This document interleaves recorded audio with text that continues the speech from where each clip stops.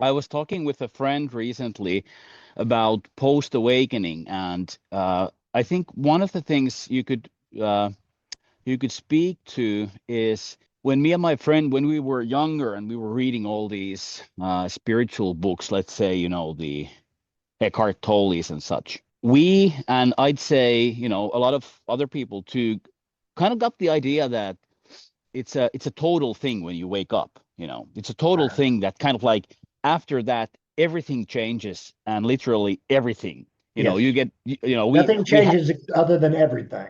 exactly. And it's half true, of course, kind of everything changes, that's true, but there's a hidden assumption, I think, in all of us, pre-awakening and even possibly post-awakening, that but more so in the pre-awakening phase, that waking up is such a humongous thing to happen to a human being, so to speak, that a lot of people are really afraid of waking up. Life as we know it will be gone.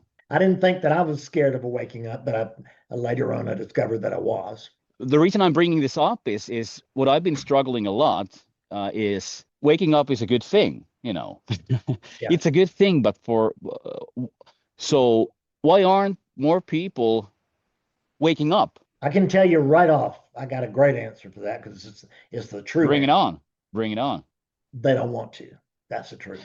They The don't people want to, who and don't want to wake up, it's because they just don't want to. mm, Because what they'll have to do is the fabulous ego, the special ego that brought you to this room, right? And to your room, whatever, mm, wherever you were waking up, and fabulous ego here that put me out as being so bright and special, and therefore I deserve to be enlightened, or I should be enlightened, or maybe I could get enlightened, or whatever. And I didn't know, but I was giving it everything I got. I couldn't give up the one thing that was in the way, which was self-love. Meaning, but that wasn't really self-love. It was little s self-love. mm, It was selfishness. In order to wake up, you first thing you really recognize, that's the reason you're talking about everything changes, is that the first thing I recognize, well, oh my God, everything I've ever known is backwards. This is this was it was obvious truth. There was no disguising it. There was no pretending. There was no nothing. mm, Oh, wow. And I did and wow, and it was kind of a storybook awakening, which is not only not needed, but it's not common. I had to let Fred die. That's very difficult because I love this character, and I loved what I thought I was, and I didn't know how to say, well, I never accomplished anything. What do you know now that you've been enlightened? I know less than I ever did.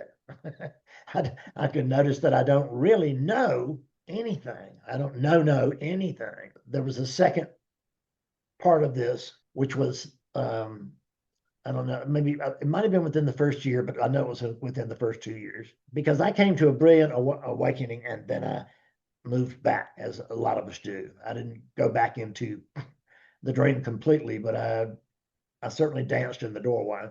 Then one day I was sitting in my chair in the living room.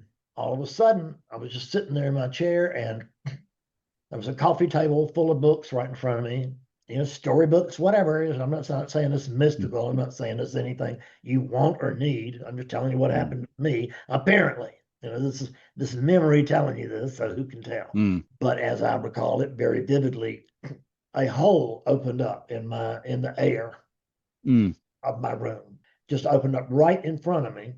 mm. It was dark, but it was a hole, and every indication was, come on, come through it, come through it.